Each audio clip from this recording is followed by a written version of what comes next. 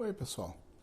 Bom dia, boa tarde ou boa noite, dependendo do horário de quem estiver assistindo ao canal Espiritismo e Renovação. Então é assim, dessa forma, com muita satisfação, também com alegria, que mais uma vez começamos o estudo de hoje.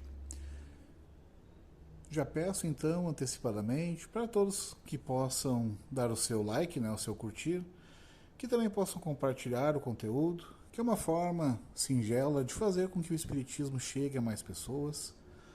Também solicitamos, humildemente, a inscrição nesse canal, que também é uma forma de demonstrar para o algoritmo desse canal, do YouTube, que é um conteúdo relevante, importante no estudo desse conteúdo.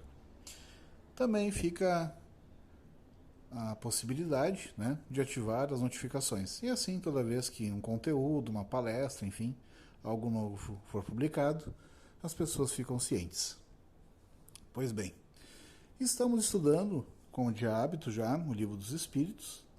Também fica o convite para quem não viu os outros materiais, que assistam eles, pois a gente está começando o Livro dos Espíritos exatamente do início, desde a leitura da introdução, as primeiras questões, e estamos chegando agora à questão número 114, que trata justamente da progressão dos espíritos. A gente já falou sobre os espíritos puros, os bons espíritos, os espíritos imperfeitos, e a gente agora, sem mais delongas, vai dar seguimento, como já é de costume, a fazer a leitura da questão, ler a resposta que a espiritualidade superior nos repassou e depois alguns comentários. Então, questão 114. Os espíritos são bons ou maus por natureza, ou são eles mesmos que se melhoram? São os próprios espíritos que se melhoram e, melhorando-se, passam de uma ordem inferior para outra mais elevada.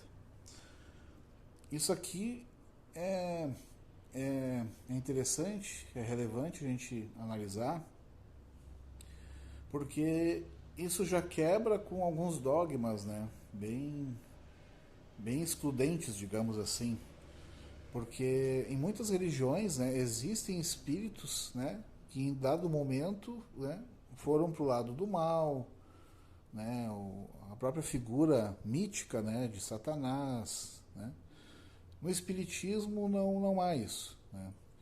O que existe é o seguinte entendimento: todos somos criados simples e ignorantes.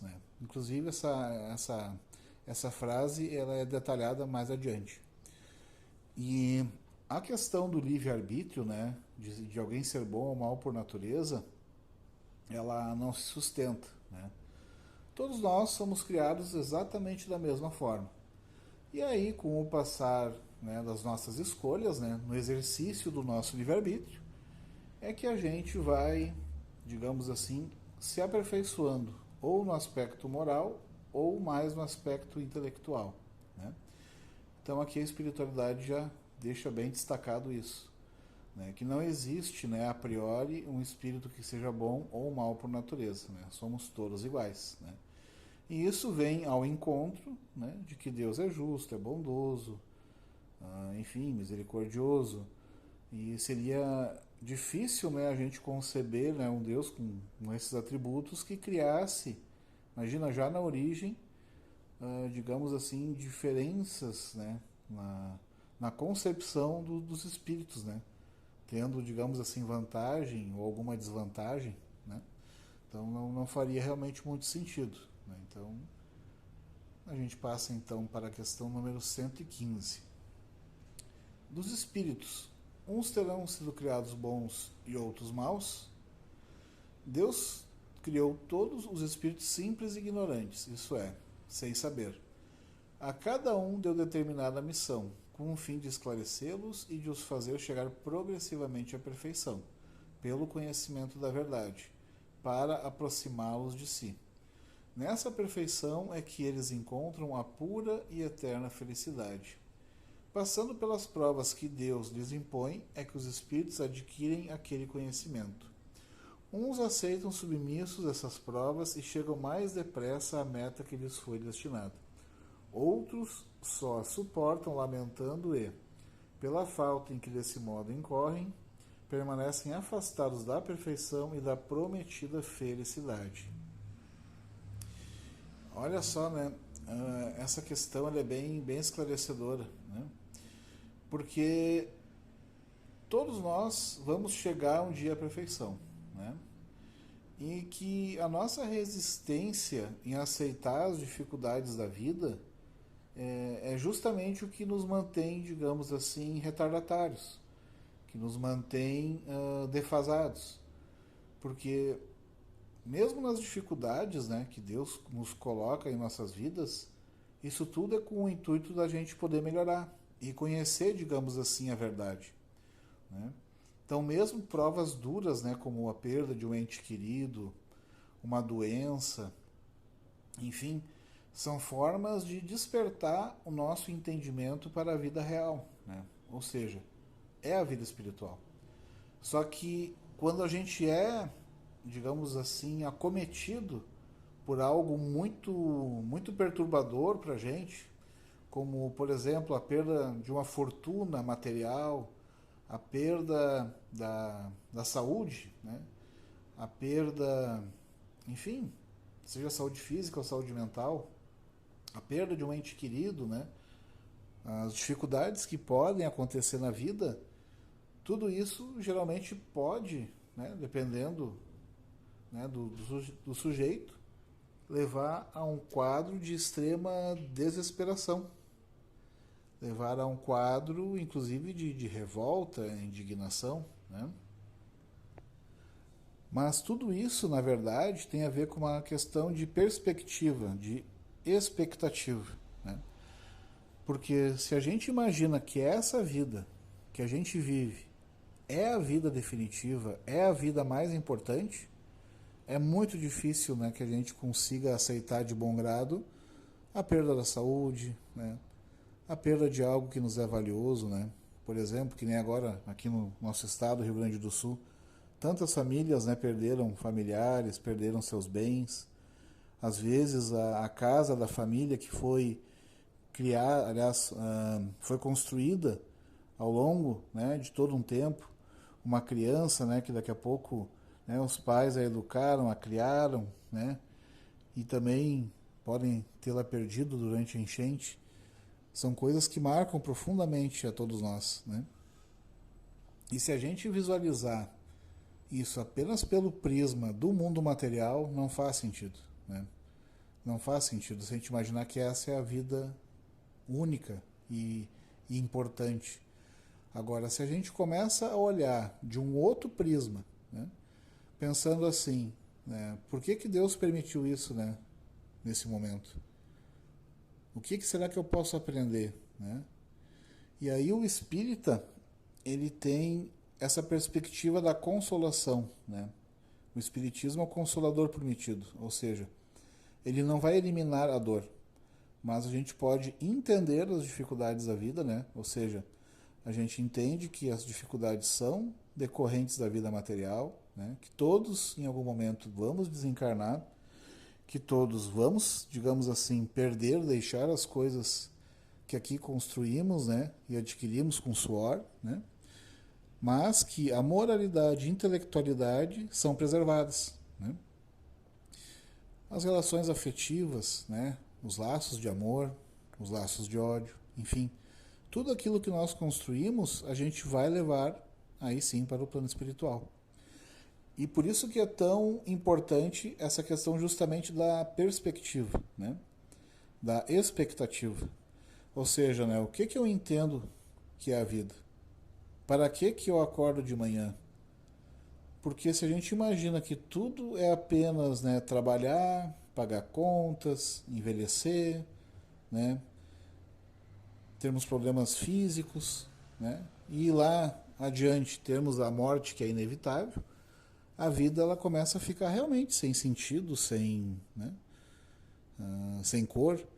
Agora, se nós imaginarmos que isso aqui é um processo de evolução, que a gente está numa caminhada, que mesmo acontecendo a morte do corpo físico, né, que a vida ela continua, né, num outro patamar, né, no caso no plano espiritual, aí as coisas já começam a melhorar. Porque tu imagina, né, aquele pai, aquela mãe, aquele filho, aquele irmão, aquele amigo, aquela amiga, o cônjuge, né, as pessoas que estimamos em geral, se a gente imaginar que todos esses laços serão mantidos, né, que eventuais problemas poderão ser resolvidos, não fica muito mais interessante, né, analisar esse aspecto?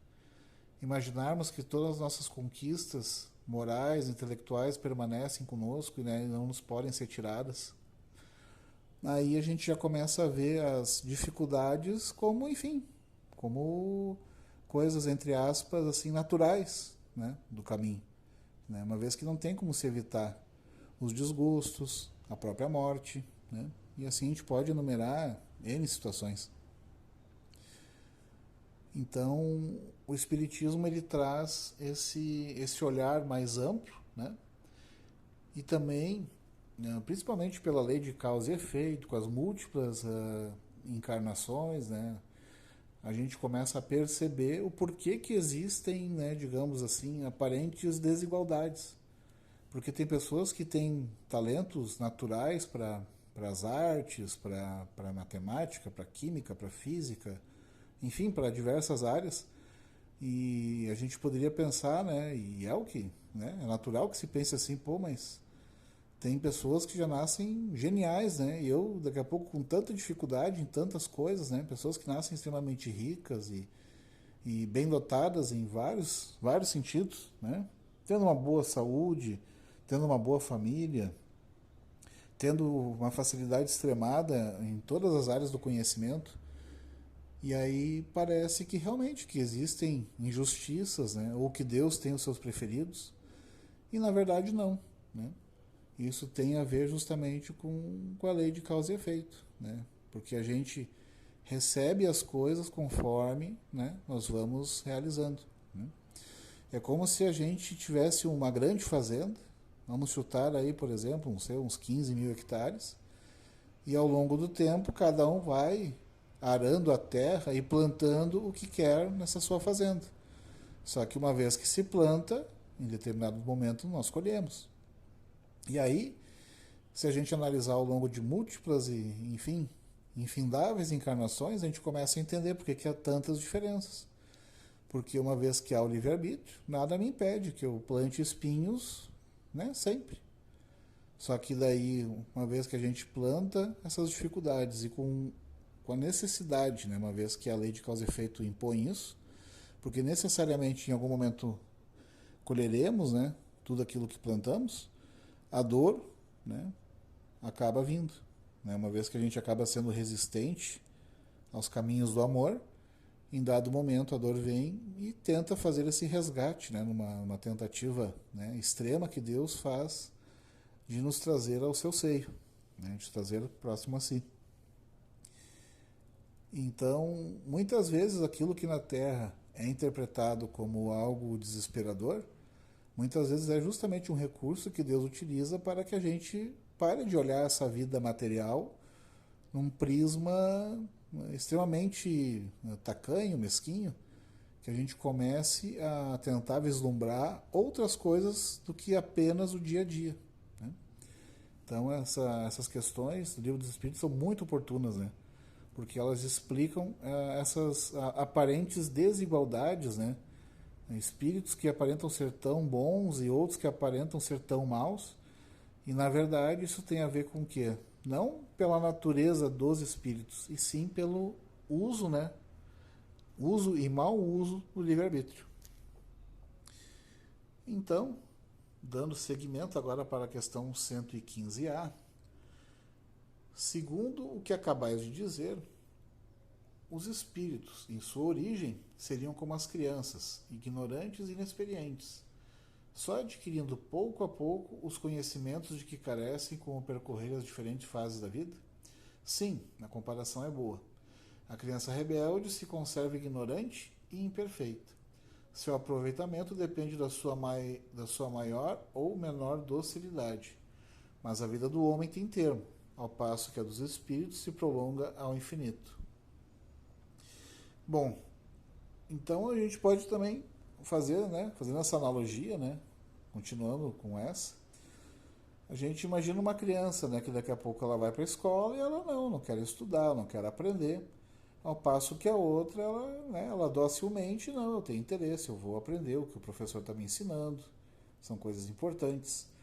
E a gente acumula isso ao longo de 1 ano, 2 anos, 3 anos, a gente já percebe, né, nós enquanto encarnados, enfim, no nosso dia a dia a gente percebe que duas crianças com, digamos, em condições sociais e capacidades cognitivas semelhantes, né? Por exemplo, pegando irmãos gêmeos, daqui a pouco ele adere à ideia de estudar, de se esforçar, e o outro não vou fazer nada. Todos nós sabemos de casos assim, em famílias, em conhecidos, né, etc. E a gente percebe que ao longo do tempo as jornadas acabam sendo muito diferentes, justamente, né, por causa dessa questão do empenho, né? Então, se imagina se já é assim, né, na escola terrestre, imagina na escola da vida, né? Então, da mesma maneira que a gente pode aceitar esse estudo, né, das leis morais, digamos assim, né, que é justamente o que abrange o espiritismo, né? Essa questão de entender o funcionamento do universo, da encarnação. Se a gente não aceita, né, essas provas, né, a gente pode também pensar, fazendo uma outra analogia, como se fosse uma academia, né, uma academia moral, digamos assim. Da mesma maneira que se nós vamos, né, numa academia de musculação e fazemos os exercícios, né, da maneira correta, com a intensidade correta, enfim, depois de um tempo nós visualizamos os resultados no próprio corpo. A mesma coisa, né, se a pessoa não se dedica, não vai, a pessoa acaba não tendo resultado nenhum, ou muito pouco. Do ponto de vista intelectual e moral, é exatamente da mesma forma. Só que, né, se a gente pegar essa peculiaridade, geralmente a gente se esforça, né, em adquirir coisas materiais, nós nos esforçamos por melhorar a nossa intelectualidade, mas quando chega na hora de reforçar, né, digamos assim, a nossa musculatura moral, normalmente nós somos muito resistentes.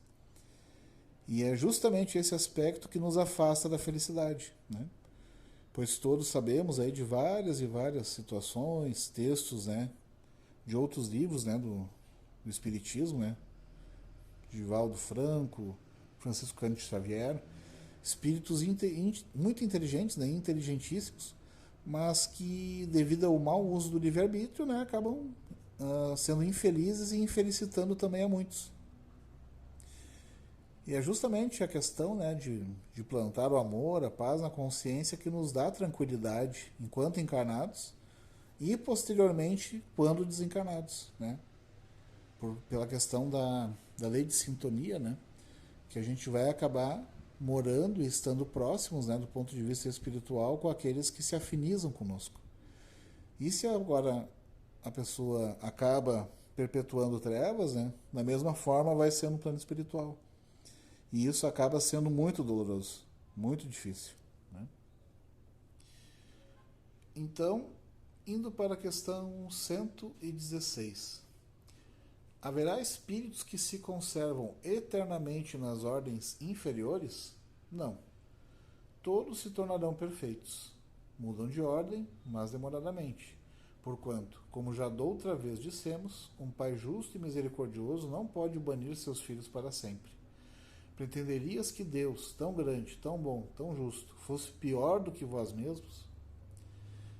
A espiritualidade, ela é muito direta, né? E isso é muito didático, é muito importante, porque ele já acaba com a figura do inferno, né?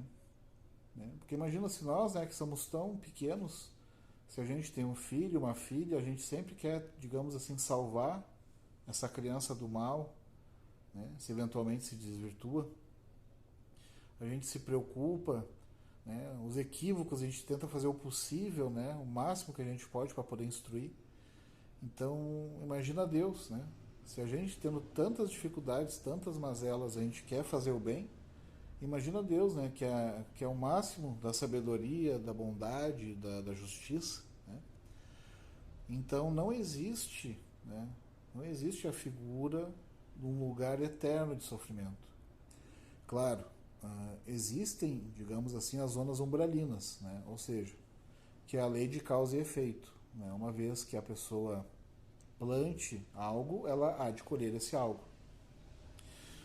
Mas aí é uma questão de consequência, né? Um ato contínuo ao que foi realizado. Né? Mas mesmo as pessoas que eventualmente se equivoquem, né? Diz ali que todos vão ser perfeitos. Né? Então, mesmo aquele irmão, aquela irmã que a gente possa imaginar que não tem jeito, né? Que nunca vai se emendar, isso não é verdade. Né? Pode sim demorar muitos, né? A gente nem consegue estimar milhões, bilhões, enfim.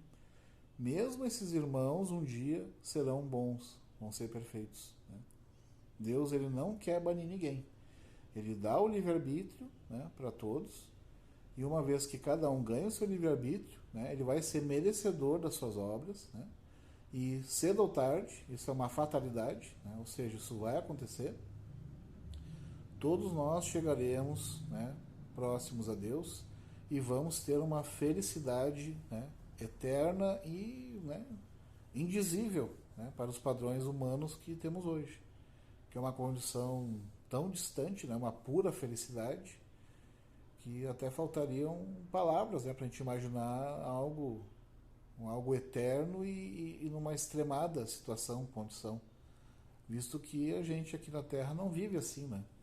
Temos dificuldades, temos vários tipos de oscilações no nosso dia a dia, mas que com o passar do tempo haverá essa permanência, né? A permanência nesse estado de eterna felicidade. Indo então agora para a questão 117. Depende dos espíritos o progredirem mais ou menos rapidamente para a perfeição? Certamente. Eles alcançam mais ou menos rápido, conforme o desejo que tem de alcançá-la e a submissão que testemunham à vontade de Deus. Uma criança dócil não se instrui mais depressa do que outra recalcitrante? Né?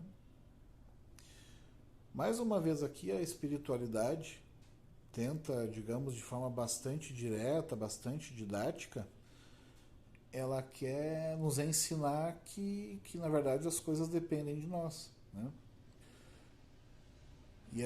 E esse olhar, né, principalmente isso, né, a gente tentar olhar as coisas de um ponto de vista espiritual. Né? Porque se a gente olhar as coisas do ponto de vista apenas da Terra, né, do ponto de vista material, a infelicidade é certa.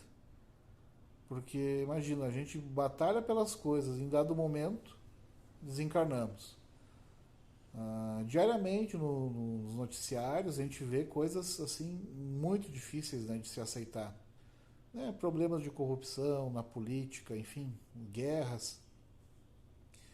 Então a gente fica mergulhado num cenário muito caótico, né, muito adverso. E se a gente não pensar que isso são coisas temporárias, né, e que em dado momento, mesmo esse cenário ruim, ele um dia vai terminar e que as pessoas, né, vão justamente aceitar a Deus, né, e os seus desígnios, se a gente vê apenas o lado, digamos assim, pragmático da realidade, né, do dinheiro, da doença, a gente não consegue ver justiça nas coisas. A gente não consegue entender, digamos assim, a complexidade do que é a vida. Né? E se a gente consegue imaginar, né, pensar assim bem, o que essa dificuldade está querendo me ensinar? Por que eu estou colhendo isso? Né? Porque indo numa fazenda é bastante óbvio, se a gente está vendo várias laranjas, né, num pomar, é porque alguém, em dado momento, plantou laranjas, né? Botou a sementinha lá na terra. E na nossa vida a gente pode fazer a mesma analogia, né? A gente, né, em dados momentos, recebe coisas boas, coisas não tão boas, né? E aí começa a reflexão, por que eu estou recebendo isso? Né? Será que isso é consequência de coisas que eu fiz nessa encarnação ou coisas de que eu fiz em outras encarnações?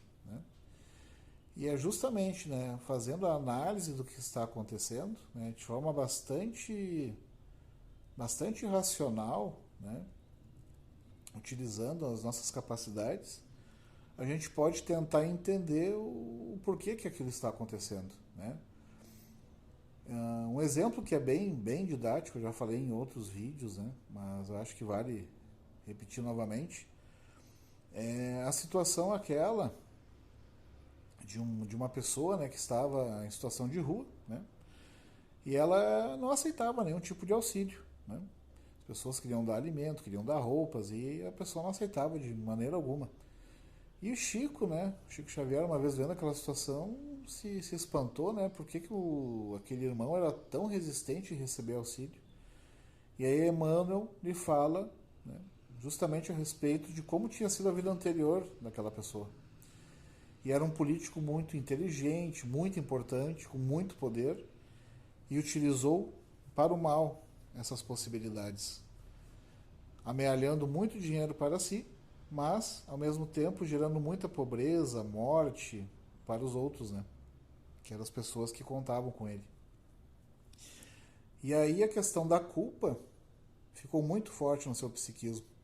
E era tão forte, né? Porque sabia que tinha infelicitado a muitos, trazendo fome, trazendo miséria, né? Ausência de acesso a bens como a saúde, e a gente pode enumerar várias e várias situações. E por tudo isso, né, justamente pela questão da culpa, lei de causa e efeito, ele veio numa outra encarnação com essas dificuldades, né? E não como uma questão de punição ou assim, pensando como se fosse um castigo. Na verdade, é uma consequência, né? Infelizmente, nesse caso, né, uma vez que esse irmão não pôde aprender através do amor, né, ele acabou indo para o lado da dor e tendo que receber, né, a colheita daquilo que ele plantou, né? Mas se a gente pensar, né, que Deus ele é bondoso, que ele é justo, né, e que mesmo o sofrimento ele não é para sempre, né, porque o sofrimento sempre tem um momento em que ele termina, é a mesma maneira que a gente pensar numa prova de escola. Por mais longa que seja aquela prova, né, e difícil, em determinado momento ela se encerra, né? Então, o que são, por mais que, claro, o sofrimento, né, enquanto está acontecendo, a gente sabe que é muito difícil, mas o que são 5 anos, 10 anos, 20 anos, 50 anos uma condição difícil, se aquilo ali é justamente para o bem, né, do espírito, né? Não é para lhe destruir, porque Deus, né, sempre tem o cuidado de não dar a cruz maior do que cada um pode carregar. E Deus, né, sendo a extrema inteligência, sabedoria e justiça, ele sempre vai saber medir, né, aquilo que é mais adequado para cada momento, né? Então a gente pode sempre ter essa confiança, né, essa fé em Deus, de que mesmo os momentos mais difíceis, eles sempre trazem em si mesmo, né, essas dificuldades, a possibilidade de que a gente vença elas, né? Deus nunca vai dar algo que a gente não tenha condição de vencer. E é justamente o livre-arbítrio, né, que aí a gente vai poder ou se revoltar ou, que nem diz ali, aceitar, né? E aí, porque a gente imagina esse irmão, né, desse exemplo, em dado momento, ele fez mau uso da inteligência, né, do seu poder político, do dinheiro, e Deus está dando o quê? Está dando a oportunidade de ele ver as consequências, né, de quem faz mau uso das coisas, de como é difícil viver na extrema pobreza, né? Então Deus está possibilitando esse irmão fazer o quê? Né? Criar o senso de empatia, de pensar no outro, né? Não pensar apenas em si mesmo. Porque foi justamente o que havia acontecido na outra encarnação. Pensando apenas em si mesmo, ele prejudicou a muitas pessoas. E agora ele está do outro lado do balcão, como se diz. E se Deus permite que isso aconteça, é justamente para quê? Para tirar de nós essa imperfeição que em dado momento nós desenvolvemos, para que se substitua por um algo melhor, por algo divino. No caso a empatia, o amor ao próximo, né? Saber que a gente deve fazer com que a coisa pública funcione bem, que as coisas, a gente tem que olhar o nosso próximo, né? Enfim, A gente pode pensar em outras situações, como também a questão de aprender a ser justo, né? A te falar a verdade, né? Então, a gente pode pensar numa infinidade de coisas que vai se valorizar, né? Justamente numa situação dessa, que é a situação da falta, né? E da mesma maneira que, claro, é sempre mais interessante, mais fácil analisar os erros alheios, né? Mas da mesma forma a gente pode analisar a nossa vida, né? Que nem esse caso desse político, né? Que foi corrupto e fez mau uso, né? Das suas possibilidades, né? Digamos assim, dos seus talentos, né? Como diz a parábola. O que eu devo aprender, considerando o meu contexto de vida, né? Então é sempre inteligente, digamos assim, a gente avaliar a nossa própria vida para que não repitamos condutas que no passado ocasionaram, né, digamos, perdas, né, e consequências nefastas, né, no presente momento. Então agradeço a todos, né, que estiveram aqui, os irmãos e as irmãs, estudando aqui comigo. Mais uma vez, peço, né, que compartilhe o conteúdo, que deixem o seu like, né, o curtir. E assim, que Deus abençoe a nossa semana, né, que a gente consiga sempre ter boas intuições e também que esse pão espiritual possa sempre ser partilhado. Que assim seja.